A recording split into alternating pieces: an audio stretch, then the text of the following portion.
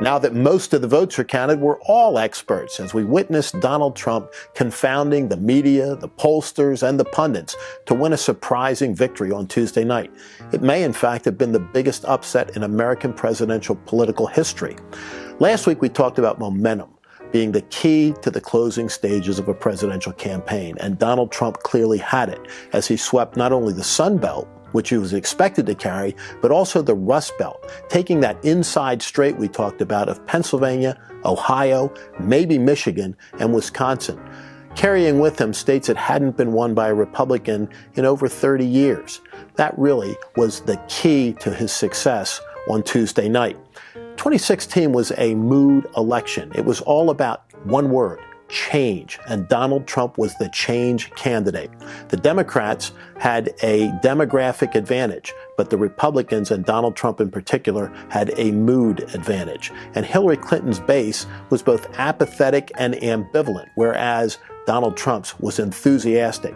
All you had to do was drive down the back roads of my home state of Pennsylvania and see the homemade signs with tempera paint splashed across cardboard and spray paint on plywood declaring boldly Trump to get what was really going on.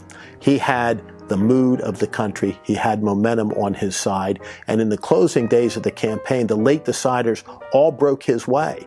Among late deciders in Pennsylvania, 54-37 was his advantage. In Florida, it was 51-43. And in Wisconsin, an overwhelming 58-31 split carried that state for him.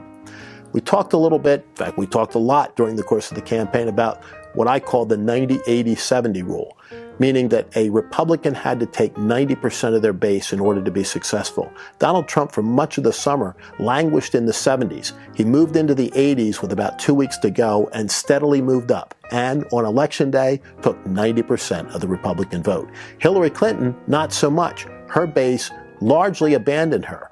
Numbers way, way below her expectations, especially among the African American community, the Latino community, and even the Asian community, and in the urban centers where she was expected to do very well.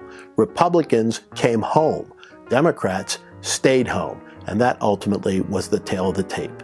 One thing that Donald Trump had some difficulty with was making the so-called pivot from being the nominee of his party to the general election campaign. Too often he veered off course and couldn't make that transition from being a candidate for the nomination to a candidate for the general election.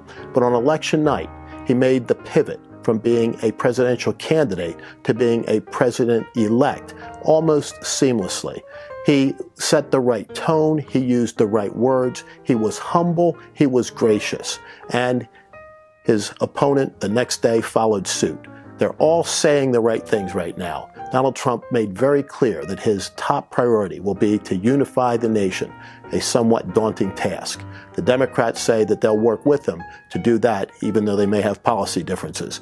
For the sake of our great country, let's hope they're successful. And that's the best 60-ish seconds of your week.